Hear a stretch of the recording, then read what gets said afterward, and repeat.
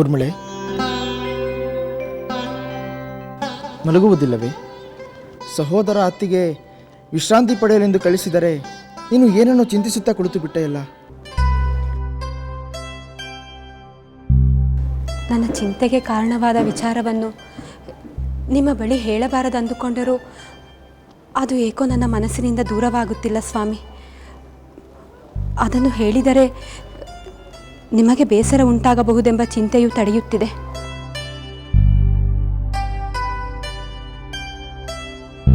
ಊರ್ಮಿಳೆ, ಹೊರಹಾಕದ ಚಿಂತೆ ಮನಸ್ಸನ್ನೇ ಸುಟ್ಟು ಬಿಡುತ್ತದೆ.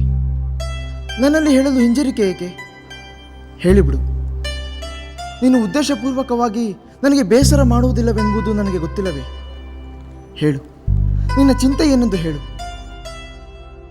ರಾಮಚಂದ್ರರ ಪಟ್ಟಾಭಿಷೇಕಕ್ಕೆ ನಿಮ್ಮ ಕಿರಿಯ ಸಹೋದರ ಭರತನಿಗೆ ಕರೆ ಕಳುಹಿಸಿದಂತೆ ಕಾಣುತ್ತಿಲ್ಲ. ಇದರಿಂದ ನಿಮ್ಮ ಚಿಕ್ಕ ಮಾತೆ ಕೈಕೈ ದೇವಿಯವರಿಗೆ ಅಸಮಾಧಾನ ಉಂಟಾಗುವುದಿಲ್ಲವೇ? ಒಂದು ವೇಳೆ ಅವರು ಕೋಪಿಸಿಕೊಂಡರೆ ಅದರಿಂದ ಅನಾಹುತವಾಗುವುದಿಲ್ಲವೇ?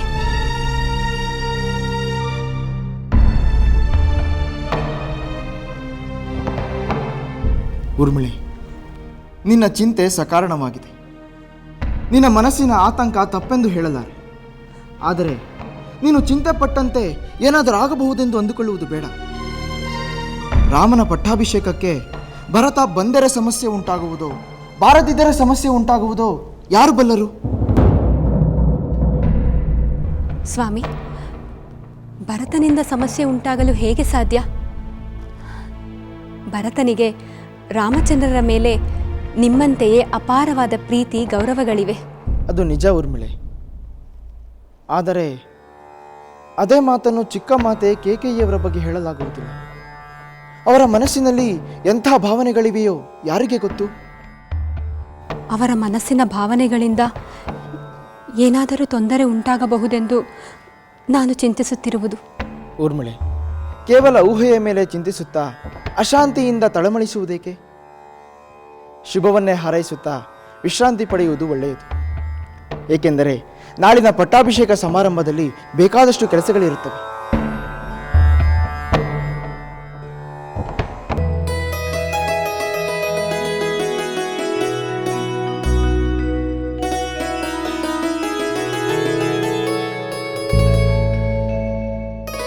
ಸುಮಿತ್ರೆ,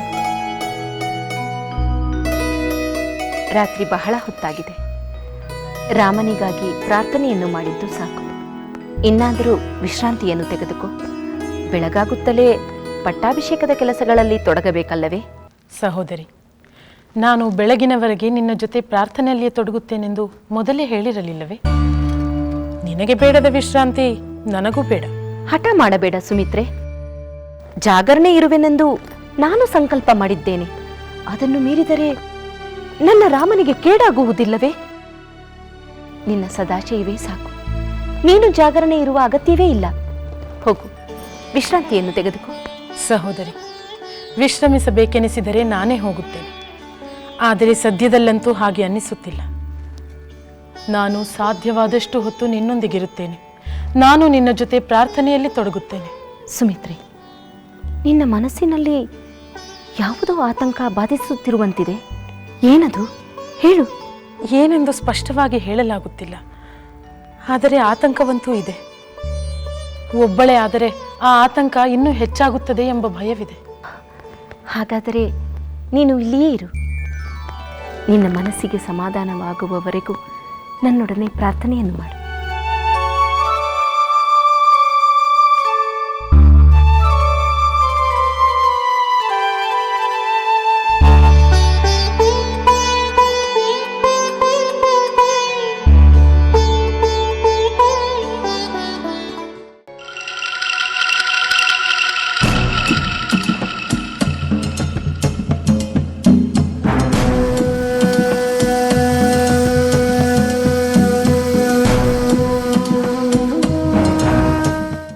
ಮಂತರಿಗೆ ನಮಸ್ಕಾರಗಳು. ನಿನ್ನ ನಮಸ್ಕಾರ ಉಪಚಾರವೆಲ್ಲ ಹಾಗಿರಲಿ. ನಾನು ಹೇಳಿದ ಕೆಲಸವೇನಾಯ್ತೆಂದು ಹೇಳು. ಹೇಳುತ್ತೇನೆ ಮಾತಾ. ಅದಕ್ಕಾಗಿಯೇ ನಾನು ಕೌಸಲ್ಯ ದೇವಿಯವರ ಅಂತಃಪುರದಿಂದ ಬರುತ್ತಿದ್ದೇನೆ.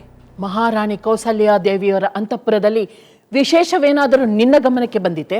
ಮಹಾರಾಣಿಯವರು ಬಹಳ ಸಂತೋಷ ಚಿತ್ತದಿಂದಿದ್ದಾರೆ. ಪೂಜೆಯ ಸಡಗರದಲ್ಲಿದ್ದಾರೆ. ಸಡಗರ ಇರಬೇಕು, ಸಡಗರ ಇರಲೇಬೇಕು. ಪುತ್ರ ಯುವರಾಜನಾಗುತ್ತಿರುವಾಗ ಸಡಗರ ಪಡೆದಿರುತ್ತಾರೆಯೇ? ಇಂದು ಯುವರಾಜ, ನಾಳೆ ಮಹಾರಾಜನಾಗುತ್ತಿರುವಾಗ ಸಂಭ್ರಮ ಪಡೆದಿರುತ್ತಾರೆಯೇ? ಬಹುಶಃ ಪುತ್ರನ ಪಟ್ಟಾಭಿಷೇಕ ಸುಸೂತ್ರವಾಗಿ ನಡೆಯಲಿ ಎಂದು ಪೂಜೆ ಪ್ರಾರ್ಥನೆ ನಡೆಸುತ್ತಿರಬೇಕು. ಹೌದೌದು, ಪಟ್ಟಾಭಿಷೇಕಕ್ಕೆ ಯಾವುದೇ ಅಡ್ಡಿ ಆತಂಕವಾಗದಿರಲೆಂದು ಪೂಜೆ ಮಾಡುತ್ತಿರಬೇಕು. ಬೇರೇನು ಕಾರಣವಿರುತ್ತದೆ? ಮಹಾರಾಣಿಯವರ ಜೊತೆಯಲ್ಲಿ ಸುಮಿತ್ರಾದೇವಿಯವರು ಇದ್ದಾರೆ ಮಾತೆ. ಹೌದೇನು? ಸವತಿಯರಿಬ್ಬರು ರಾಮನ ಪಟ್ಟಾಭಿಷೇಕಕ್ಕೆ ವಿಶೇಷ ಪೂಜೆ ಮಾಡುತ್ತಿರಬೇಕು. ಹಾ, ಇರಬೇಕು.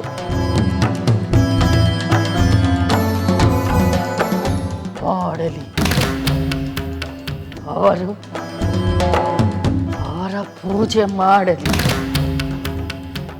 ನಾನು ಮಾಡಬೇಕಾದನ್ನು ಮಾಡಿ ಆಗಿದೆ. ಪಟ್ಟಾಭಿಷೇಕ ನಡೆಯಲೆಂದು ಅವರ ಪೂಜೆ, ಅದನ್ನು ತಡೆಯಲೆಂದು ನನ್ನ ಪೂಜೆ.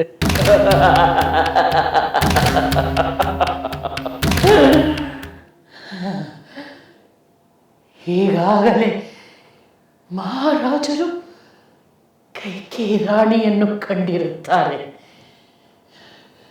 ಕಿರಿಯ ರಾಣಿ ತನ್ನ ಮನಸ್ಸಿನ ಹಿರಿಯರ ಆಸೆಯನ್ನು ಮಹಾರಾಜರಿಗೆ ತಿಳಿಸಿರುತ್ತಾಳೆ.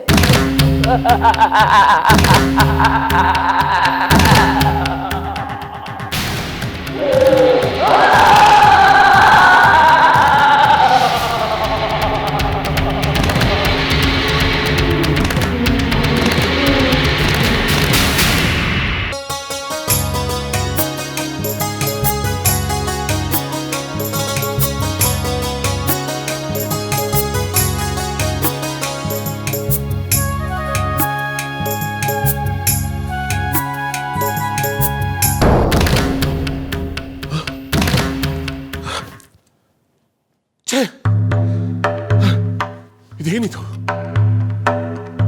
ಇಂದೇಕೆ ಹೀಗಾಗುತ್ತಿದೆ? ಕೈಕೇಯಿ ಸುಂದರ ರೂಪ ನನ್ನ ಮನಸ್ಸಿನಲ್ಲಿ ಆವರಿಸಿ ಏಕೆ ಹೀಗೆ ಕಾಡುತ್ತಿದೆ? ಅವಳನ್ನು ನೋಡಬೇಕೆಂಬ ಹಂಬಲ ಇಂದೇಕೆ ದುರ್ದಮ್ಯವಾಗಿದೆ? ಕೈಕೇಯಿ, ದೇವಿ, ಕೈಕೇಯಿ, ದೇವಿ, ದೇವಿ! ಮನ್ನಿಸಿ ಮಹಾಪ್ರಭು, ಮಹಾರಾಣಿಯವರು ಇಲ್ಲಿಲ್ಲ. ಮಹಾರಾಣಿಯವರು ಇಲ್ಲಿಲ್ಲವೇ? ಎಲ್ಲಿಗೆ ಹೋದರು? ಅವರು ಕೋಪಗೃಹದಲ್ಲಿಯೇ ಇದ್ದಾರೆ. ಕೋಪಗ್ರಹವೇ? ನನ್ನ ರಾಣಿಗೆ ಕೋಪಗ್ರಹದಲ್ಲಿ ಏನು ಕೆಲಸ? ನನ್ನ ರಾಣಿ ಕೋಪಗ್ರಹಕ್ಕೆ ಹೋಗಲು ಕಾರಣವೇನು? ಕ್ಷಮಿಸಿ ಪ್ರಭು, ಕಾರಣ ನನಗೆ ತಿಳಿದಿಲ್ಲ. ಸರಿ, ಈಗಿಂದ ಈಗಲೇ ಹೋಗಿ ನಾನು ಬಂದಿರುವ ವಿಷಯವನ್ನು ತಿಳಿಸಿ ಎಲ್ಲಿಗೆ ಬರುವಂತೆ ಹೇಳು. ಅಪ್ಪಣೆ ಮಹಾಪ್ರಭು.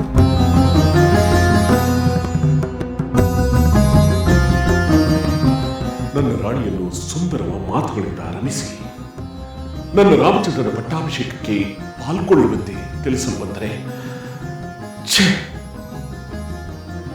ಇವಳು ಕೋಪಗ್ರಹಕ್ಕೆ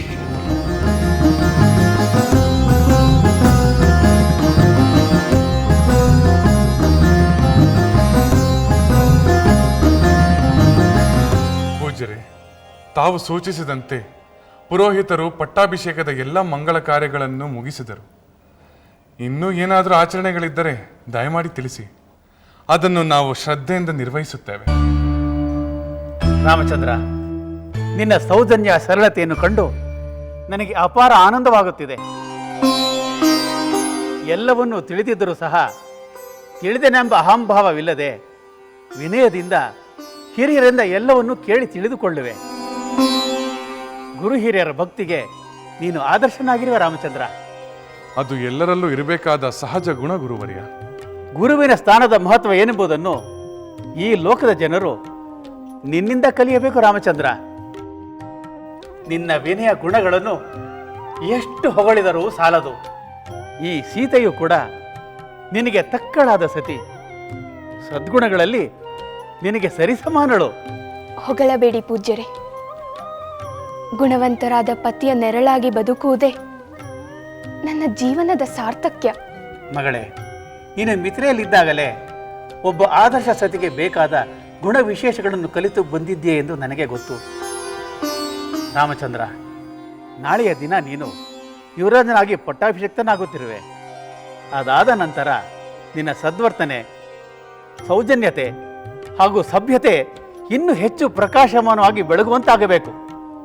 ಏಕೆಂದರೆ ಈಗಾಗಲೇ ಈ ರಾಜ್ಯದ ಪ್ರಜೆಗಳು ನಿನ್ನಲ್ಲಿ ಒಬ್ಬ ಆದರ್ಶ ರಾಜನನ್ನು ಕಾಣುತ್ತಿದ್ದಾರೆ. ಹೌದು ಪೂಜ್ಯರೇ, ಅದರ ಅರಿವು ನನಗಿದೆ. ಯಥಾ ರಾಜ ತಥಾ ಪ್ರಜಾ ಎಂಬ ಸೂಕ್ತಿಯಂತೆ ಪ್ರಭುವಾದವನು ಧರ್ಮ ನೀತಿಗಳ ಪಾಲನೆಯಲ್ಲಿ ತನ್ನ ಪ್ರಜೆಗಳಿಗೆ ಆದರ್ಶವಾಗಬೇಕು. ರಾಜ ಧರ್ಮ ನೀತಿಗಳನ್ನು ಮೀರಿದರೆ ಪ್ರಜೆಗಳು ದುರಾಚಾರಿಗಳಾಗುತ್ತಾರೆ. ಹಾಗಾಗಬಾರದು. ಈ ಅಯೋಧ್ಯೆಯು ಎಂದೂ ಅಂತ ಧರ್ಮ ಬಾಹಿರ ರಾಜನನ್ನು ಪಡೆಯದಂತಾಗಲಿ. ಪ್ರಜೆಗಳ ನಿರೀಕ್ಷೆಗೆ ತಕ್ಕಂತೆ ಇನ್ನು ಮುಂದೆ ಹೇಗೆ ನಡೆದುಕೊಳ್ಳಬೇಕು, ಪ್ರಜೆಗಳ ಯೋಗಕ್ಷೇಮದ ಕರ್ತವ್ಯವನ್ನು ಹೇಗೆ ನಿರ್ವಹಿಸಬೇಕು, ನಮ್ಮ ವೈಯಕ್ತಿಕ ಸುಖ ದುಃಖಗಳಿಗೆ ಗಮನ ಕೊಡದೆ ನಮ್ಮ ನಾಡಿನ ಒಳಿತಿಗಾಗಿ ಯಾವ ರೀತಿ ವರ್ತಿಸಬೇಕು, ಇದೆಲ್ಲದರ ಬಗ್ಗೆ ನಾನು ಸೀತೆ ಚಿಂತನೆ ನಡೆಸುತ್ತಿದ್ದೇವೆ ಪೂಜ್ಯರೇ. ಆಹಾ, ಈ ನಿನ್ನ ಮುಂದಾಲೋಚನೆ ಪದವಿಗೆ ಮೊದಲೇ ಅದರ ಕರ್ತವ್ಯ ನಿರ್ವಹಣೆಗೆ ಮಾನಸಿಕವಾಗಿ ಸಿದ್ಧವಾಗುವ ಈ ನಿನ್ನ ಗುಣಗಳು ಅಪೂರ್ವ ರಾಮಚಂದ್ರ. ಅದು ಎಲ್ಲರಲ್ಲೂ ಇರಬೇಕಾದ ಗುಣವಲ್ಲವೇ ಮುನೇಂದ್ರ? ಹೌದು ಮಗಳೇ, ಎಲ್ಲರಲ್ಲಿಯೂ ಇರಬೇಕಾದ ಗುಣಗಳು. ಆದರೆ ಆ ಗುಣಗಳು ಇಲ್ಲದೆ ಇರುವ ಜನರನ್ನು ಈ ಲೋಕದಲ್ಲಿಯೂ ಕಾಣಬಹುದಲ್ಲವೇ? ಅದರ ಪರಿಣಾಮ ಅಧರ್ಮ ಬೆಳೆಯಲು ಕಾರಣವಾಗುತ್ತದೆ. ಅಧರ್ಮದಿಂದ ಅನೀತಿ, ಅನ್ಯಾಯ, ಅಶಾಂತಿಯ ಹಾಹಾಕಾರ. ಬಹಳ ಸಂತೋಷವಾಯಿತು ರಾಮಚಂದ್ರ. ನಾನು ನಿನಗೆ ಹೇಳಬೇಕೆಂದು ಬಂದ ವಿಷಯವನ್ನು ನೀನಾಗಲೇ ಅದನ್ನು ಅರಿತುಕೊಂಡು ಅದರ ಮಂಥನವನ್ನು ಮಾಡುತ್ತಿದ್ದುದನ್ನು ಕಂಡು ನನಗೆ ತೃಪ್ತಿಯಾಯಿತು. ನಾನಿನ್ನು ಹೊರಡುತ್ತೇನೆ. ನಾಳೆ ದಿನ ಸೂರ್ಯೋದಯವಾಗುತ್ತಿದ್ದಂತೆಯೇ ಪಟ್ಟಾಭಿಷೇಕಕ್ಕೆ ಸಕಲ ವಿಧಿವಿಧಾನಗಳನ್ನು ಪ್ರಾರಂಭಿಸುತ್ತೇನೆ.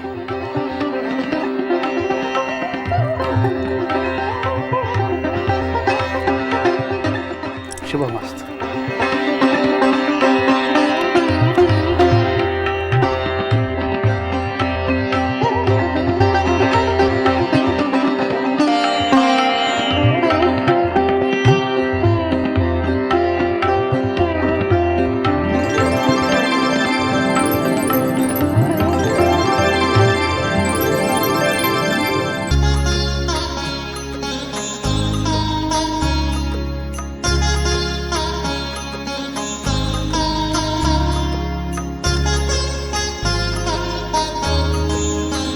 ಸೀತಾ, ಈ ಸಂಯಮವೂ ಕೂಡ ಒಂದು ತಪಸ್ಸಿನ ಹಾಗೆ. ಸಂಯಮವೆಂದರೆ ನಮ್ಮ ಇಂದ್ರಿಯಗಳ ನಿಯಂತ್ರಣ. ವೈಯಕ್ತಿಕ ಬಯಕೆಗಳನ್ನು ಮೀರಿ ಕರ್ತವ್ಯನಿಷ್ಠನಾಗುವುದು ಮುಖ್ಯ. ಏಕೆಂದರೆ ಪ್ರಜಾಪಾಲನೆಯ ಹೊಣೆ ಹೊತ್ತವರಿಗೆ ಈ ಸಂಯಮವೆನ್ನುವುದು ಅತ್ಯಂತ ಅಗತ್ಯ. ಅಂದರೆ ಪ್ರಭುಗಳಾದವರು ಪ್ರಜೆಗಳ ಹಿತಕ್ಕಾಗಿ ತಮ್ಮ ಸ್ವಂತ ಸುಖವನ್ನೇ ತ್ಯಾಗ ಮಾಡಬೇಕೆಂದು ಅರ್ಥವಲ್ಲವೇ ಸ್ವಾಮಿ? ಹೌದು ದೇವಿ. ರಾಜನಾದವನಿಗೆ ತನ್ನ ಸ್ವಂತ ಸುಖ ಗೌಣವಾಗಬೇಕು, ಪ್ರಜಾಹಿತ ಪ್ರಧಾನವಾಗಬೇಕು. ಪ್ರಜೆಗಳು ಸಂಕಷ್ಟದಲ್ಲಿದ್ದಾಗ ರಾಜ ಸುಖದ ಸುಪ್ಪತ್ತಿಗೆಯಲ್ಲಿದ್ದರೆ ಅವನು ಕರ್ತವ್ಯ ಭ್ರಷ್ಟನಾದಂತೆ. ಸಿಂಹಾಸನ, ಅಧಿಕಾರ, ಸೇನೆ ಇದೆಲ್ಲವೂ ಪ್ರಜೆಗಳ ಸೇವೆಗಾಗಿಯೇ ಹೊರತು ತನ್ನ ಮತ್ತು ತನ್ನ ಕುಟುಂಬದ ವೈಭೋಗಕ್ಕಲ್ಲ.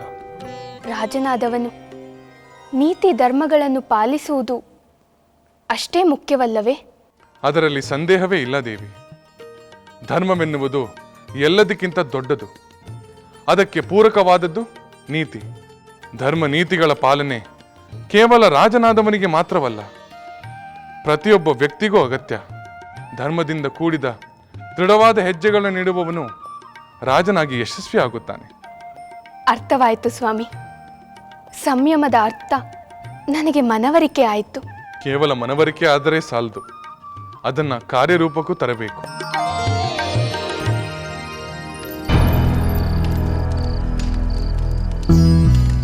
ಮಹಾರಾಣಿಯವರಿಗೆ ಪ್ರಣಾಮಗಳು. ಮಹಾರಾಜರು ತಮ್ಮನ್ನು ಕಾಣಲು ಬಯಸುತ್ತಿದ್ದಾರೆ. ಅವರಿಗೆ ಹೇಳು, ನಾನು ಯಾವುದೇ ಕಾರಣಕ್ಕೂ ಈ ಸ್ಥಳವನ್ನು ಬಿಟ್ಟು ಕದಲುವುದಿಲ್ಲವೆಂದು. ಅಪ್ಪಣೆ ಮಹಾರಾಣಿ.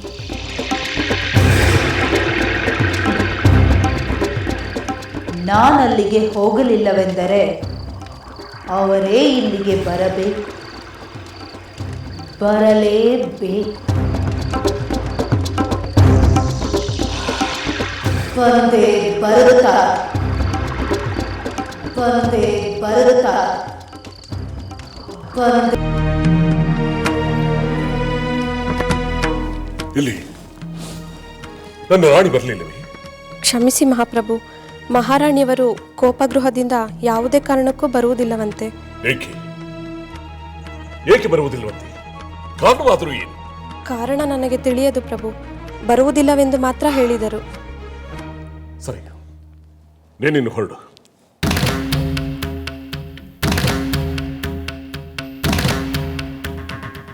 ಮಹಾರಾಣಿ ಕೋಪಗ್ರಹಕ್ಕೆ ಹೋಗುವುದಕ್ಕೆ ಕಾರಣವಾದರೂ ಏನು?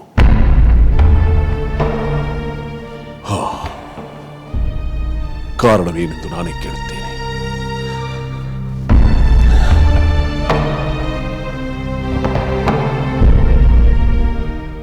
ಒಂದು ವೇಳೆ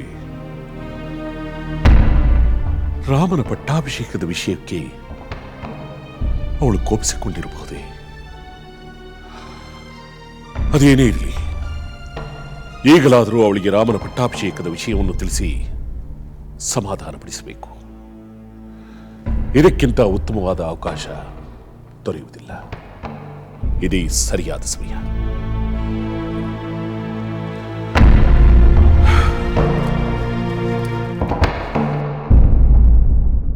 ಸ್ವಾಮಿ, ಊರ್ಮಿಳೆ,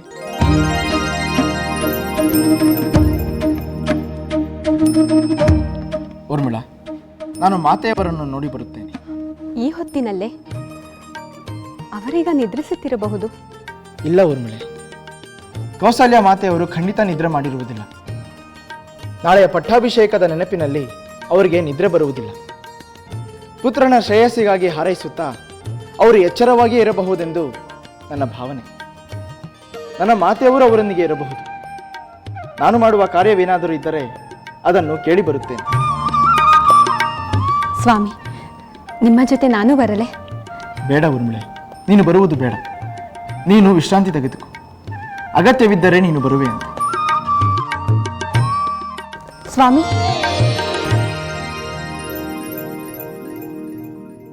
ಹೇಳು ಊರ್ಮಿಳಾ. ಸ್ವಾಮಿ, ಅದು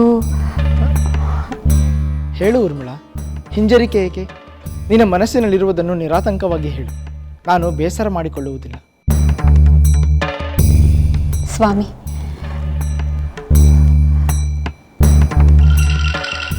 ಅಂಥ ಗಹನವಾದ ವಿಷಯವೇನೂ ಇಲ್ಲ. ಈ ಕ್ಷಣ ಏಕೋ ನನ್ನ ಮಾತಾಪಿತರ ನೆನಪಾಯಿತು. ಈ ಶುಭ ಸಂದರ್ಭದಲ್ಲಿ ಅವರು ನಮ್ಮ ಜೊತೆಗಿದ್ದಿದ್ದರೆ ಚೆನ್ನಾಗಿರುತ್ತಿತ್ತು ಎಂಬ ಯೋಚನೆ ಬಂತು ಅಷ್ಟೇ.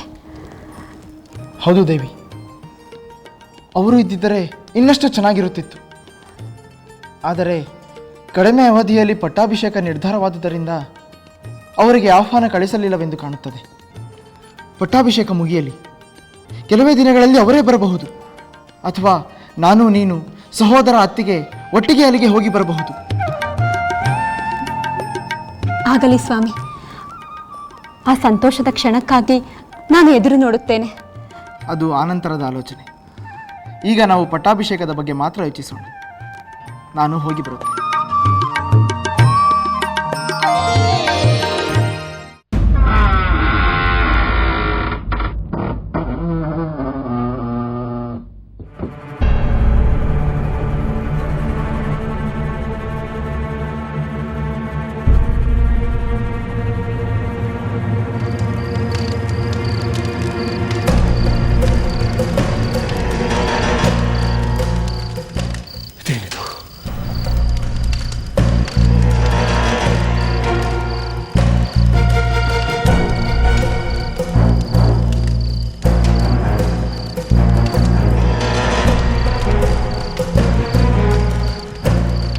ದೇವಿ, ಹಂಸತೂಲಿಕಾ ತಲ್ಪದಲ್ಲಿ ಮಲಗಿರಬೇಕಾದ ನೀನು ಹೀಗೆ ನೆಲದ ಮೇಲೆ ಮಲಗಿರುವುದೇಕೆ? ಹೇಳು ದೇವಿ, ಕಾರಣವನ್ನು ಹೇಳು. ನಿನ್ನ ದೇಹ ಸ್ವಸ್ಥವಿಲ್ಲವೇ? ರಾಜವೈದ್ಯರನ್ನು ಕರೆಸಲೇ?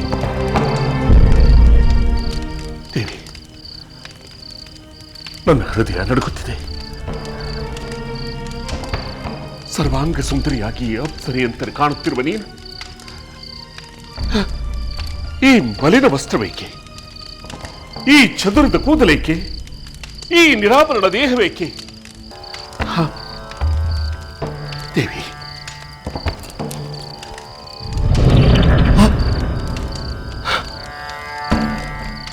ನನ್ನ ಮಡದಿಯ ಕಣ್ಣಲ್ಲಿ ಕಣ್ಣೀರೇ.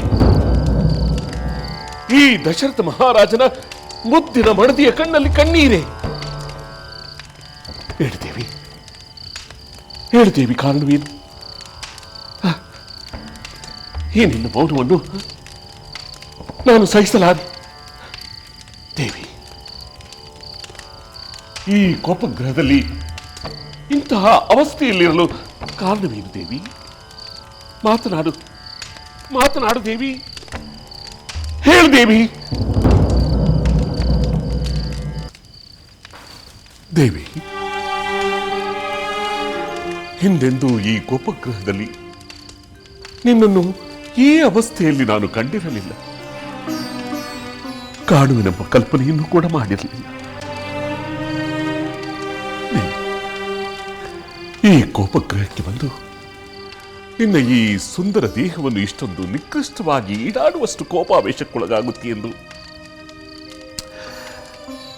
ನಾನಂದುಕೊಂಡಿರಲಿಲ್ಲ. ಏಕೆ ದೇವಿ, ಏಕೆ ಹೀಗೆ ಮಾಡಿದೆ? ಕಾರಣವೇನು? ಮಾತನಾಡ್ತೇವಿ, ಮಾತನಾಡು. ಹೇಗೆ ಮೌನವಾಗಿದ್ದ ನನ್ನನ್ನು ಕೊಲ್ಲಬೇಡ, ಬೇಡ ದೇವಿ. ದೇವಿ, ಯಾರಾದರೂ ನಿನಗೆ ಅವಮಾನವಾಗುವಂತೆ ಮಾತನಾಡಿದರೆ ಅಥವಾ ನಿನ್ನ ಮನಸ್ಸಿಗೆ ನೋವುಂಟಾಗುವಂತೆ ಮಾತನಾಡಿದರೆ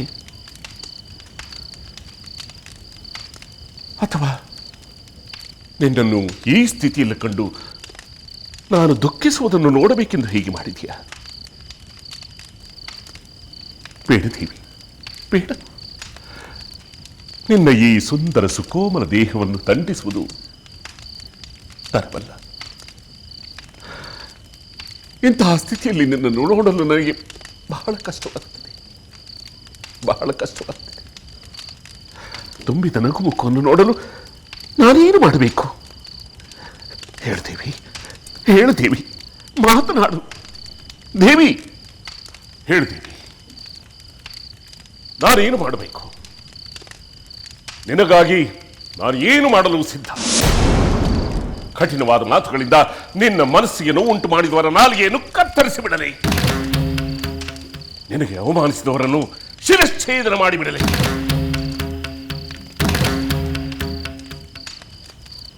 ನೀನು ನನ್ನ ಪ್ರಾಣ ಪದಕ, ನನ್ನ ಪ್ರೇಮದ ಪುತ್ಥಳಿ ನೀನು. ನಿನ್ನ ಪ್ರೇಮವೇ ನನ್ನ ಉಸಿರು, ನನ್ನ ಚೈತನ್ಯ. ನೀನು ಹೀಗಿರಬೇಡಿದ್ದೇವೆ. ನೀನು ಹೀಗಿದ್ದರೆ ನನ್ನ ಉಸಿರೇ ನಿಂತು ಹೋದಂತಾಗುತ್ತದೆ. ಬೇಡ್ತೀನಿ, ಈಗ ಹೇಳುತ್ತಿದ್ದೇನೆ, ನಿನ್ನ ಯಾವ ಮಾತನ್ನು ನಾನು ತಿರಸ್ಕರಿಸಲಾರೆ. ನಿನ್ನ ಮನಸ್ಸಿನಲ್ಲಿರುವ ಮಾತನ್ನು ನಿಸ್ಸಂಕೋಚವಾಗಿ ಹೇಳು. ನೋಡಿದ್ಯಾ, ಇಂತಹ ಸ್ಥಿತಿಯಲ್ಲೂ ನಿನ್ನ ಈ ದೇಹದ ಸುಮಧುರ ಪರಿಮಳ ನನ್ನ ಮೋಹವನ್ನು ಕೆರಳಿಸುತ್ತಿದೆ. ಹೇಳ್ತೀನಿ ದೇವಿ, ಇಲ್ಲಿಯವರೆಗೂ ಸತ್ಕಾರ್ಯದಿಂದ ನಾನು ಗಳಿಸಿದ ಪುಣ್ಯದ ಮೇಲ ಮತ್ತು ರತ್ನ ವಜ್ರ ವೈಡೂರ್ಯಗಳಿಂದ ನಿನ್ನನ್ನು ಮುಳುಗಿಸಿಬಿಡುತ್ತೇನೆ. ಅರಮನೆಯಲ್ಲಿರುವ ಎಲ್ಲರೂ ನಿನ್ನ ಆಜ್ಞೆಯನ್ನು ಪಾಲಿಸುವಂತೆ ಮಾಡುತ್ತೇನೆ. ನಾನು ನಿನ್ನ ಆಜ್ಞಾ ಪಾಲಕನಾಗುತ್ತೇನೆ. ಮಾತನಾಡಿ, ಮಾತನಾಡು. ಸೂರ್ಯನ ಕಿರಣಗಳು ಮಂಜನ್ನು ಕರಗಿಸುವ ಹಾಗೆ ಕ್ಷಣ ಮಾತ್ರದಲ್ಲಿ ನಿನ್ನ ಕೋರಿಕೆಯನ್ನು ಈಡೇರಿಸಿಬಿಡುತ್ತೆ.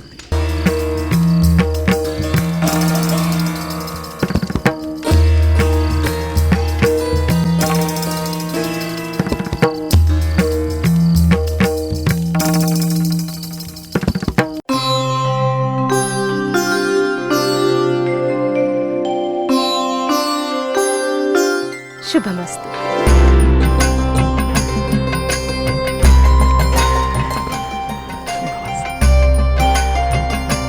ಲಕ್ಷ್ಮಣ, ನಿನ್ನ ಮಾತೆಯು ತನ್ನ ಕೊಠಡಿಯಲ್ಲಿ ಕಾಣುತ್ತಿಲ್ಲವಲ್ಲ ಎಂದುಕೊಂಡು ಇಲ್ಲಿ ಹುಡುಕಿಕೊಂಡು ಬಂದೆಯಾ?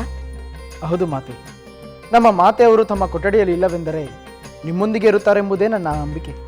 ಕುಮಾರ, ನಾಳೆ ನಿನ್ನ ಸೋದರನ ಪಟ್ಟಾಭಿಷೇಕ. ಅವನು ನನ್ನ ಸೋದರಿಯ ಪುತ್ರ. ನನ್ನ ಹಿರಿಯ ಪುತ್ರನ ಶ್ರೇಯಸ್ಸಿಗಾಗಿ ನಾವು ಮಾತೆಯರು ಪೂಜೆ, ಪ್ರಾರ್ಥನೆ, ಉಪವಾಸ, ಜಾಗರಣೆಗಳಲ್ಲಿ ತೊಡಗಿದ್ದೇವೆ.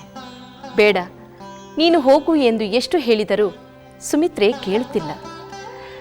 ನೀನಾದರೂ ಬುದ್ಧಿ ಹೇಳಿ ಅವಳನ್ನು ಕರೆದುಕೊಂಡು ಹೋಗು. ಸ್ವಲ್ಪವಾದರೂ ನಿದ್ರೆಯನ್ನು ಮಾಡಲಿ. ನನ್ನೊಡನೆ ಇವಳೇಕೆ ಉಪವಾಸ ಜಾಗರಣೆಯನ್ನು ಮಾಡಬೇಕು? ಮಾತೆ, ನನ್ನ ಮಾತೆಗೆ ನಾನು ಹೇಗೆ ಪುತ್ರನೋ ರಾಮಚಂದ್ರನೂ ಕೂಡ ಹಾಗೆಯೇ ಪುತ್ರ. ಅವನು ಎಲ್ಲ ಮಾತೆಯರನ್ನು ತನ್ನ ಮಾತೆಯಂತೆಯೇ ಪ್ರೀತಿಸುತ್ತಾನೆ, ಗೌರವಿಸುತ್ತಾನೆ. ಅವನಿಗೆ ಪಟ್ಟವಾದರೆ ನನಗೆ ಆದಂತೆಯೇ, ಅವನಿಗೆ ಕೀರ್ತಿ ಗೌರವಗಳು ಲಭಿಸಿದರೆ ನನಗೆ ಲಭಿಸಿದಂತೆಯೇ. ನನ್ನ ಮಾತೆಯವರು ಒಳ್ಳೆಯ ಕಾರ್ಯವನ್ನೇ ಮಾಡುತ್ತಿದ್ದಾರೆ. ಭಲೆ ಲಕ್ಷ್ಮಣ, ಭಲೆ. ನಿನ್ನ ಸೋದರ ಪ್ರೇಮ ಅಪೂರ್ವ. ವಿಶ್ವಾಮಿತ್ರರೊಂದಿಗೆ ಯಜ್ಞ ರಕ್ಷಣೆಗಾಗಿ ರಾಮನೊಂದಿಗೆ ನೆರಳಾಗಿ ಹೋದವನಲ್ಲವೇ? ಮಗು, ನೀನು ಯಾವಾಗಲೂ ರಾಮಚಂದ್ರನಿಗೆ ನೆರಳಾಗಿಯೇ ಇರಬೇಕು. ಸದಾ ಅವನನ್ನು ಅನುಸರಿಸಿಯೇ ನಡೆಯಬೇಕು. ಆಗಲಿ ಮಾತೆ, ನಿಮ್ಮ ಆದೇಶವನ್ನು ಶಿರಸಾವಹಿಸಿ ಪಾಲಿಸುತ್ತೇನೆ. ಈಗ ಬರುತ್ತೇನೆ. ಮುಂಜಾನೆ ಪಟ್ಟಾಭಿಷೇಕದ ಕಾರ್ಯಗಳಿಗೆ ಸಿದ್ಧನಾಗುತ್ತೇನೆ. ಶುಭ.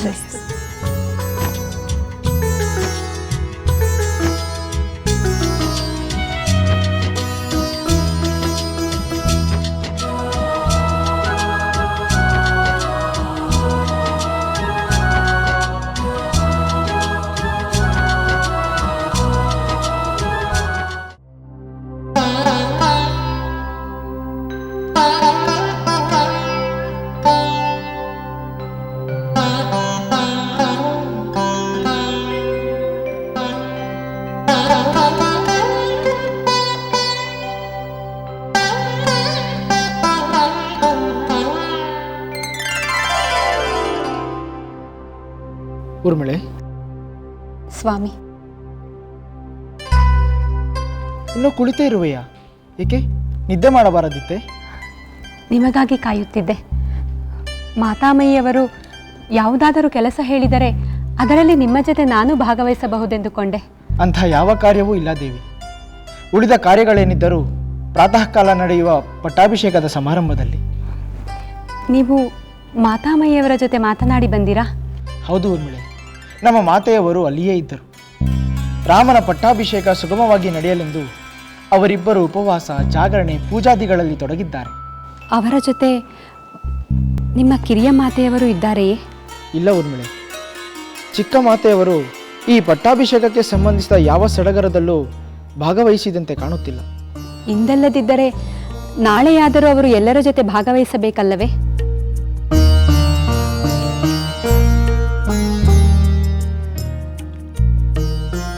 ಭಾಗವಹಿಸಬಹುದು, ಭಾಗವಹಿಸದೆಯೂ ಇರಬಹುದು. ಏಕೆ ಸ್ವಾಮಿ ಅನುಮಾನದ ಈ ಅಪಸ್ವರ? ರಾಮಚಂದ್ರರಿಗೆ ಪಟ್ಟಾಭಿಷೇಕವಾಗುತ್ತಿರುವುದು ಕಿರಿಯ ಮಾತೆಯವರಿಗೆ ಇಷ್ಟವಿಲ್ಲವೇ? ಇಷ್ಟವಿದೆಯೋ ಇಲ್ಲವೋ ಅದನ್ನು ಖಚಿತವಾಗಿ ಹೇಳಲಾರೆ. ಆದರೆ ಅವರಿಂದ ಪಟ್ಟಾಭಿಷೇಕದ ಶುಭ ಕಾರ್ಯಕ್ಕೆ ಯಾವ ಅಡ್ಡಿಯೂ ಆಗದಿದ್ದರೆ ಅಷ್ಟೇ ಸಾಕು. ಅವರಿಂದ ಯಾವುದಾದರೂ ತೊಂದರೆಗಳಾಗಬಹುದೆಂದು ನಿಮ್ಮ ಸಂದೇಹವೇ? ಅವರೇ ಆಗಲಿ ಅಥವಾ ಬೇರೆ ಯಾರೇ ಆಗಲಿ, ಸಹೋದರನ ಪಟ್ಟಾಭಿಷೇಕಕ್ಕೆ ಅಡ್ಡಿಪಡಿಸಿದರೆ ಅದು ಸಫಲವಾಗುವುದಕ್ಕೆ ನಾನು ಬಿಡುವುದೂ ಇಲ್ಲ. ರಾಮ ಸಹೋದರನಾದ ಈ ಲಕ್ಷ್ಮಣ ಧನಸ್ಸಿಗೆ ಶರಸಂಧಾನ ಮಾಡಿ ನಿಂತರೆ ಎಲ್ಲ ಅಡ್ಡಿಗಳು ಕ್ಷಣ ಮಾತ್ರದಲ್ಲಿ ಧೂಳಿಪಟವಾಗುತ್ತದೆ.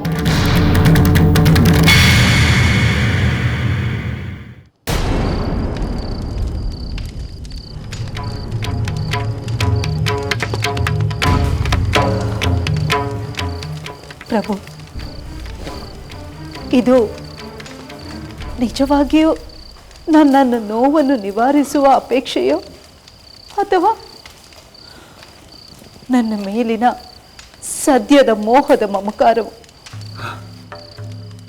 ಎಂತಹ ಮಾತುಗಳನ್ನಾಡುತ್ತಿರುವೆ? ನನ್ನ ಪ್ರೇಮದ ಮೇಲೆ ನಿನಗೆ ನಂಬಿಕೆ ಇಲ್ಲವೇ? ಬಚ್ಚಿಡದೆ ನಿನ್ನ ಬಯಕೆ ಏನೆಂದು ತಿಳಿಸು.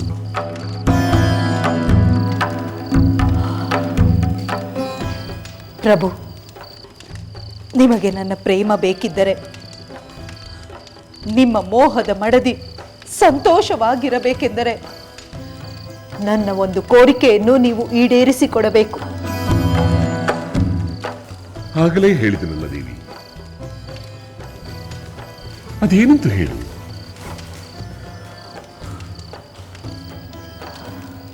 ಮೊದಲು ನನ್ನ ಕೋರಿಕೆಯನ್ನು ಈಡೇರಿಸಿಕೊಡುತ್ತೇನೆಂದು ಮಾತು ಕೊಡಿ.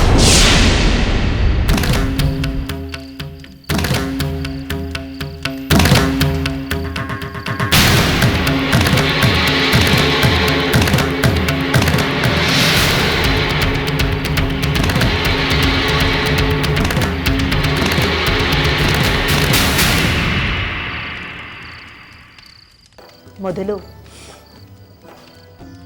ನನ್ನ ಕೋರಿಕೆಯನ್ನು ಈಡೇರಿಸಿಕೊಡುತ್ತೇನೆಂದು ಮಾತು ಕೊಡಿ.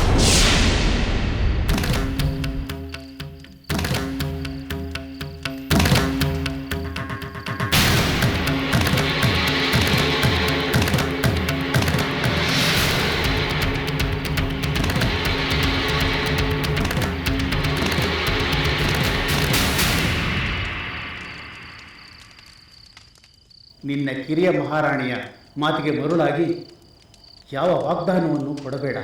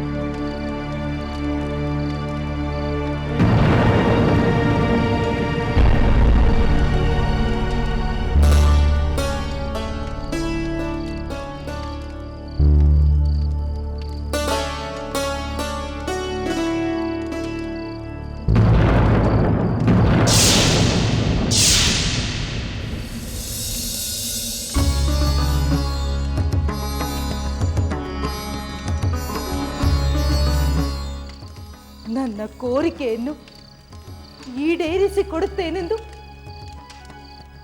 ವಚನ ಕೊಡುವುದಕ್ಕೆ ಇಷ್ಟೆಲ್ಲ ಯೋಚಿಸುತ್ತಿರುವ ನಿಮ್ಮಿಂದ ನನ್ನ ಕೋರಿಕೆಯನ್ನು ಈಡೇರಿಸಲು ಸಾಧ್ಯವೇ?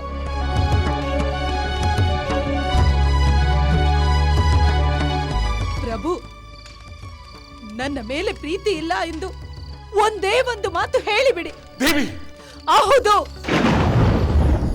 ಅದೇ ಸತ್ಯ. ಅದಕ್ಕೆ ತಾನೇ ಈ ಮೌನ. ಹೋಗಿ, ಹೊರಟು ಹೋಗಿ.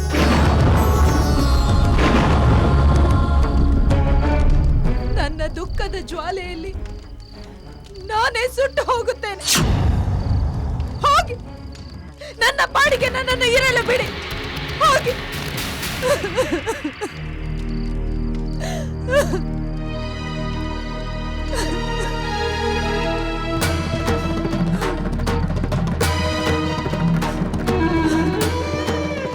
ದೇವಿ,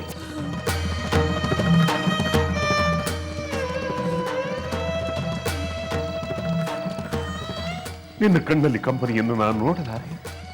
ನನ್ನ ಹೃದಯವನ್ನು ಈಟಿಯಂತೆ ಚುಚ್ಚುತ್ತಿದೆ. ಬೇಡ ದೇವಿ, ದುಃಖಿಸಬೇಡ. ನಿನ್ನ ಕೋರಿಕೆ ಏನೆಂದು ಹೇಳು. ನನ್ನ ಕೋರಿಕೆ ಏನೆಂದು ನೀವು ಕೇಳುವುದರ ಮೊದಲು ಅದನ್ನು ನಡೆಸಿಕೊಡುತ್ತೇನೆಂದು ನನಗೆ ವಚನ ಕೊಡಬೇಕು. ಇಲ್ಲವಾದರೆ ನನ್ನನ್ನು ಇಲ್ಲಿಯೇ ಬಿಟ್ಟು ಹೊರಟು ಹೋಗಬೇಕು. ಪತಿಯ ಪ್ರೇಮದಿಂದ ವಂಚಿತಳಾದ ಸತಿಯಾಗಿ ನಾನಿಲ್ಲೇ ನರಳಿ ನರಳಿ ಪ್ರಾಣ ಬಿಡುತ್ತೇನೆ. ಬೇಡ, ಹಾಗೆಲ್ಲ ಬೇಡ. ರೂಪಲಾವಣ್ಯಗಳ ಅಧಿದೇವತೆ ನೀನು. ನಿನ್ನಂತಹ ಪ್ರಿಯ ಸತಿ ಇಲ್ಲ. ನನ್ನ ಪುತ್ರನಲ್ಲಿ ರಾಮಚಂದ್ರನೇ ನನಗೆ ಪ್ರಿಯವಾದ ಪುತ್ರ. ದೇವಿ, ನೀನು ನನ್ನ ಸರ್ವಸ್ವ. ರಾಮಚಂದ್ರ ನನ್ನ ಪ್ರಾಣ. ಅಂತಹ ಪ್ರಾಣ ಸ್ವರೂಪನಾದ ನನ್ನ ಪ್ರಿಯ ಪುತ್ರನಾದ ರಾಮಚಂದ್ರನ ಮೇಲೆ ಪ್ರಮಾಣ ಮಾಡಿ ಹೇಳುತ್ತೇನೆ, ನಿನ್ನ ಕೋರಿಕೆಯನ್ನು ನಾನು ಖಂಡಿತ ನೆರವೇರಿಸುತ್ತೇನೆ. ಈಗಲಾದರೂ ನನ್ನ ಸಂಶಯವನ್ನು ಬಿಟ್ಟು ಕೋರಿಕೆ ಏನೆಂದು ಹೇಳುತ್ತೇವೆ.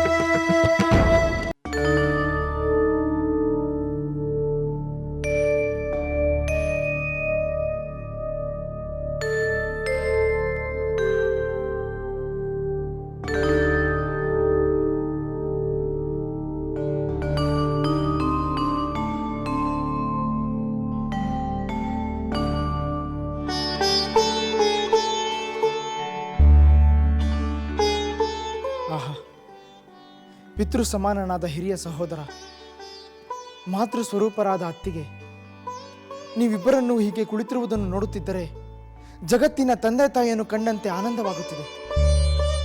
ನಾಳೆ ಪಟ್ಟಾಭಿಷೇಕ ಮುಗಿದ ನಂತರ ನೀವಿಬ್ಬರು ಸಿಂಹಾಸನದಲ್ಲಿ ಸರ್ವರ ಕಣ್ಮಣಿಗಳಂತೆ ಕುಳಿತಿರುವುದನ್ನು ಇವೇ ಕಣ್ಗಳಿಂದ ನೋಡಬೇಕೆಂದು ಕಾತರಿಸುತ್ತಿದ್ದೇನೆ. ಲಕ್ಷ್ಮಣ, ನಮ್ಮ ಮೇಲಿನ ನಿನ್ನ ಪ್ರೀತಿ ಅಭಿಮಾನಕ್ಕೆ ಪ್ರತಿಯಾಗಿ ನಾವು ನಿನಗೆ ಏನನ್ನು ಕೊಟ್ಟಿದ್ದೆವು? ನಿನಗೆ ಯಾವ ರೀತಿ ಸಂತೋಷವನ್ನು ಉಂಟು ಮಾಡಬಲ್ಲೆವು? ನಿನ್ನಂಥ ಸೋದರನಿರುವುದು ನನ್ನ ಸೌಭಾಗ್ಯ ಲಕ್ಷ್ಮಣ. ಸ್ವಾಮಿ, ನಮ್ಮ ಸಂತೋಷವೇ ತನ್ನ ಸಂತೋಷವೆಂದು ಭಾವಿಸಿ ತನ್ನನ್ನೇ ನಿಮ್ಮ ಸೇವೆಯಲ್ಲಿ ಅರ್ಪಿಸಿಕೊಂಡಿರುವ ಲಕ್ಷ್ಮಣನಿಗೆ ಏನು ಕೊಟ್ಟರೂ ಕಡಿಮೆಯೇ. ಆದರೆ ಅವನ ಅಪೇಕ್ಷೆ ಏನಾದರೂ ಇದ್ದರೆ ಅದನ್ನು ಈಡೇರಿಸಬಹುದಲ್ಲವೇ? ಖಂಡಿತ ದೇವಿ, ನನ್ನ ಪ್ರಿಯ ಸೋದರನ ಯಾವ ಅಪೇಕ್ಷೆ ಇದ್ದರೂ ಅದನ್ನು ಈಡೇರಿಸಲು ನಾನು ಸಿದ್ಧನಾಗಿದ್ದೇನೆ. ಆದರೆ ಅವನ ಅಪೇಕ್ಷೆ ಏನೆಂದು ಅವನು ಹೇಳಬೇಕಲ್ಲವೇ? ಲಕ್ಷ್ಮಣ, ನಿನ್ನ ಅಪೇಕ್ಷೆ ಏನೆಂದು ಹೇಳು. ಅತ್ತಿಗೆ, ನಾನು ಮೊದಲೇ ಹೇಳಿದಂತೆ ಜಗತ್ತಿನ ತಂದೆ ತಾಯಿಗಳಂತಿರುವ ನಿಮ್ಮ ಸನ್ನಿಧಿಯಲ್ಲಿರುವುದೇ ನನ್ನ ಮಹಾಭಾಗ್ಯ. ಅದಕ್ಕಿಂತ ಬೇರಾವ ಅಪೇಕ್ಷೆಯೂ ಇಲ್ಲ. ಲಕ್ಷ್ಮಣ, ನಿನಗೆ ಇನ್ನಾವ ಅಪೇಕ್ಷೆಯೂ ಇಲ್ಲವೇ? ಇದೆ ಸಹೋದರ, ಒಂದೇ ಒಂದು ಅಪೇಕ್ಷೆ ಇದೆ. ಅದೇನೆಂದು ಹೇಳು ಲಕ್ಷ್ಮಣ. ಸಂಕೋಚವೇಕೆ? ನನ್ನ ಬದುಕಿನ ಕಡೆಯ ಕ್ಷಣದವರೆಗೂ ನನ್ನ ಸಹೋದರನ ಸೇವೆಯಲ್ಲಿ ನನ್ನ ಜನ್ಮ ಸಾರ್ಥಕ ಮಾಡಿಕೊಳ್ಳುವುದೇ ನನ್ನ ಆಸೆ. ಲಕ್ಷ್ಮಣ, ನಾನು ಹಿಂದೊಮ್ಮೆ ಹೇಳಿದಂತೆ ಈಗಲೂ ಹೇಳುತ್ತೇನೆ, ಲಕ್ಷ್ಮಣನಿಲ್ಲದೆ ಈ ರಾಮನಿಲ್ಲ. ರಾಮ ಲಕ್ಷ್ಮಣರೆಂದೇ ಈ ಜಗತ್ತು ನಮ್ಮನ್ನು ಗುರುತಿಸುತ್ತದೆ. ಈಗಲೂ ಅಷ್ಟೇ, ಮುಂದೆಯೂ ಅಷ್ಟೇ. ಲಕ್ಷ್ಮಣನಿಲ್ಲದೆ ಈ ರಾಮನೊಬ್ಬನೇ ಸ್ವರ್ಗಕ್ಕೂ ಕೂಡ ಹೋಗುವುದಿಲ್ಲ. ಈಗ ರಾತ್ರಿ ಬಹಳ ಹೊತ್ತಾಗಿದೆ. ನಾಳೆಯ ಕಾರ್ಯಕ್ಕೆ ನೀನು ಸಾಕಷ್ಟು ಶ್ರಮಪಟ್ಟಿರುವೆ. ಈಗ ಹೋಗಿ ವಿಶ್ರಾಂತಿ ಪಡೆ.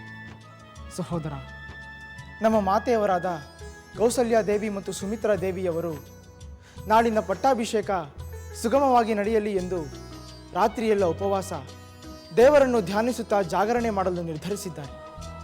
ಅದರ ಮುಂದೆ ನನ್ನ ಶ್ರಮ ದೊಡ್ಡದೇ. ಲಕ್ಷ್ಮಣ, ನಮ್ಮ ಮಾತೆಯರ ವಾತ್ಸಲ್ಯ ಬಹಳ ದೊಡ್ಡದು. ನಮ್ಮ ಮಾತೆಯರು ನನ್ನ ಶ್ರೇಯಸ್ಸಿಗಾಗಿ ಜಾಗರಣೆ ಮಾಡುತ್ತಾರೆ ಎಂದ ಮೇಲೆ ನಾವು ಕೂಡ ನಿದ್ರಿಸದೆ ಧರ್ಮ ಚಿಂತನೆಯಲ್ಲಿ ರಾತ್ರಿಯನ್ನು ಕಳೆಯುತ್ತೇವೆ. ನೀನಿನ್ನು ಹೊರಡು, ಹೋಗಿ ವಿಶ್ರಾಂತಿ ಪಡೆ. ನಾಳಿನ ಪಟ್ಟಾಭಿಷೇಕದ ಶುಭ ಕ್ಷಣದ ನಿರೀಕ್ಷೆಯಲ್ಲಿ ಈ ರಾತ್ರಿಯನ್ನು ಕಳೆಯುವುದೇ ನನಗೆ ವಿಶ್ರಾಂತಿ. ಸಹೋದರ, ನಾನು ಬರುತ್ತೇನೆ. ಮಹಾಪ್ರಭು, ನೀವು ನಿಮ್ಮ ಪ್ರಾಣ ಸ್ವರೂಪನಾದ ರಾಮಚಂದ್ರನ ಮೇಲೆ ಪ್ರಮಾಣ ಮಾಡಿದ ಮೇಲೆ ವಾಗ್ದಾನ ಮಾಡಿದಂತೆಯೇ ಆಯಿತು.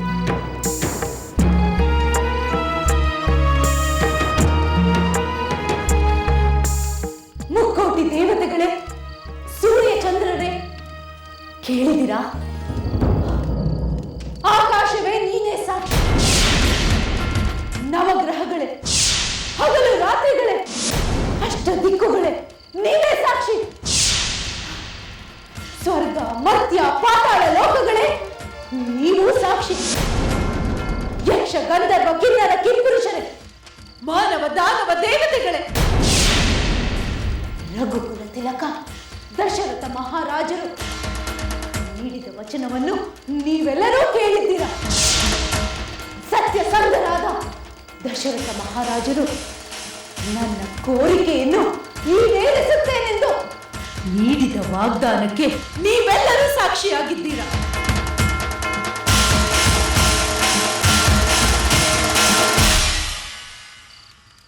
ಇದೇನಿದು? ಇಷ್ಟೊಂದು ದೀರ್ಘವಾದ ಪೀಠಿಗೆ ಹಾಕುತ್ತಿರುವುದರ ಹಿಂದಿನ ಉದ್ದೇಶವಾದರೂ ಏನು? ಪ್ರಭು, ಈಗ ನಾನು ಧೈರ್ಯವಾಗಿ ನನ್ನ ಕೋರಿಕೆಯನ್ನು ನಿಮ್ಮ ಮುಂದೆ ಹೇಳಬಲ್ಲೆ.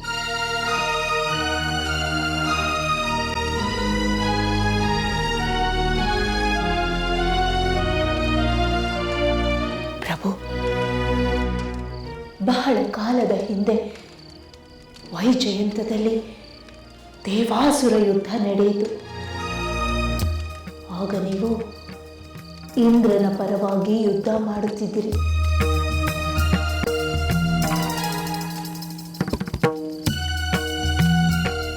ನಿಮ್ಮ ಶೌರ್ಯ ಪರಾಕ್ರಮವನ್ನು ನಾನು ನೋಡಲೆಂದು ನಿಮ್ಮೊಂದಿಗೆ ನನ್ನನ್ನು ಕರೆದುಕೊಂಡು ಹೋಗಿದ್ದೀರಿ.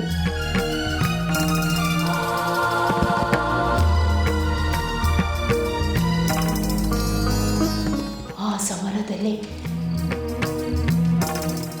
ಶತ್ರುಗಳ ಬಾಣದಿಂದ ಗಾಯಗೊಂಡು ನೀವು ಮೂರ್ಛೆ ಹೋದಿರಿ.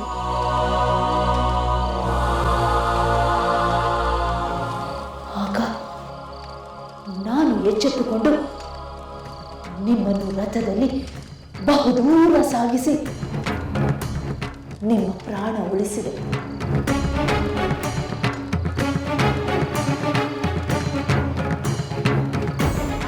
ಸ್ವಲ್ಪ ಸಮಯದ ನಂತರ ನಿಮಗೆ ಎಚ್ಚರವಾಯಿತು.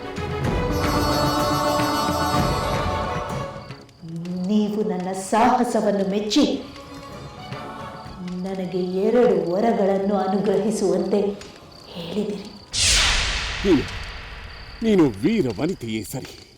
ಸೋಲನ್ನು ತಪ್ಪಿಸಿ ಮುಂದೆ ವಿಜಯಿಯಾಗಲು ಕಾರಣವಾದ ನಿನಗೆ 2 ವರವನ್ನು ಕೊಡುತ್ತೇನೆ. ಕೇಳ್ತೀವಿ, ಏನು ಬೇಕು? ನಿಮ್ಮ ಅನುಗ್ರಹವನ್ನು ನಾನು ಬೇಡವೆನ್ನುವುದಿಲ್ಲ. ಮುಂದೆ ಒಂದಿನ ನನಗೆ ಬೇಕಾದ ವರವನ್ನು ನಾನು ನಿಮ್ಮಿಂದ ಕೇಳುತ್ತೇನೆ. ಹಾಗೇ ಆಗಲಿ. ಎಂದಾದರೂ ಏನಾದರೂ ಕೇಳು, ನಾನು ಅದನ್ನು ನೆರವೇರಿಸುತ್ತೇನೆ.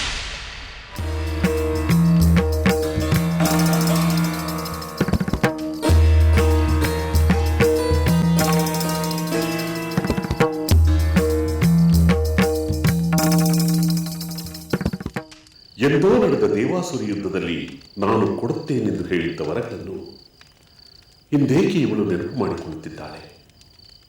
ಒಂದು ವೇಳೆ ನಾನೀಗ ಮಾಡಿದ ವಾಗ್ದಾನಕ್ಕೂ ಅಂತೂ ನಾನು ಕೊಡುತ್ತೇನೆಂದು ಹೇಳಿದ ವರಗಳಿಗೂ ಏನಾದರೂ ಸಂಬಂಧವಿರಬಹುದೇ?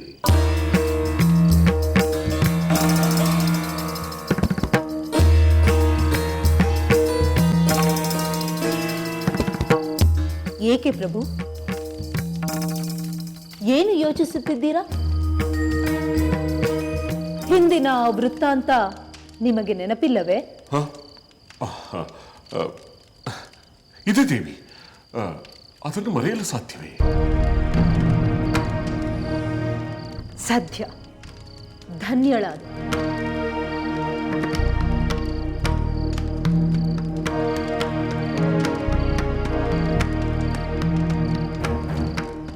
ಪ್ರಭು, ಹಿಂದೆ ನೀವು ಅನುಗ್ರಹಿಸಿದ ಆ 2 ವರಗಳನ್ನು ಮುಂದೆ ಅಗತ್ಯವಿದ್ದಾಗ ಕೇಳುತ್ತೇನೆ ಎಂದು ಹೇಳಿದ್ದೆ. ಅದನ್ನು ನಾನು ಈಗ ಕೇಳುತ್ತೇನೆ.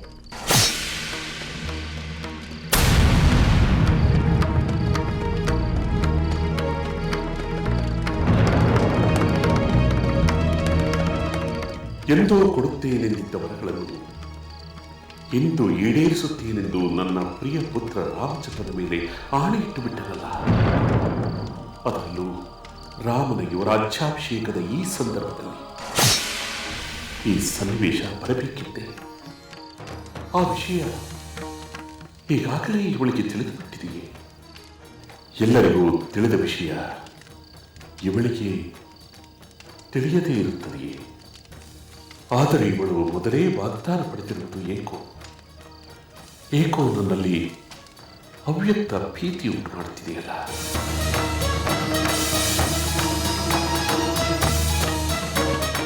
ಪ್ರಭು, ನೀವೇ ಅನುಗ್ರಹಿಸಿದ ವರವನ್ನು ಈಗ ಈಡೇರಿಸಿ ಎಂದು ಕೇಳಿದರೆ ಇಷ್ಟೊಂದು ಚಿಂತೆ?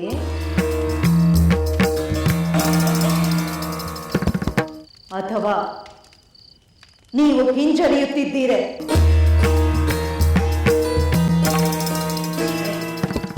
ಎಲ್ಲಿಯಾದರೂ ಉಂಟೆ? ನಿಮ್ಮಂತಹ ಧರ್ಮಾತ್ಮರು ಕೊಟ್ಟ ಮಾತಿಗೆ ತಪ್ಪುತ್ತಾರೆ. ಅದರಲ್ಲೂ ಪ್ರಾಣಕ್ಕಿಂತ ಮಿಗಿಲಾದ ಪುತ್ರ ರಾಮಚಂದ್ರನ ಮೇಲೆ ಪ್ರಮಾಣ ಮಾಡಿದ ಮೇಲೆ ಕೊಟ್ಟ ಮಾತಿನಿಂದ ಹಿಂದೆ ಸರಿಯುತ್ತಾರೆಯೇ? ಖಂಡಿತ ಇಲ್ಲ.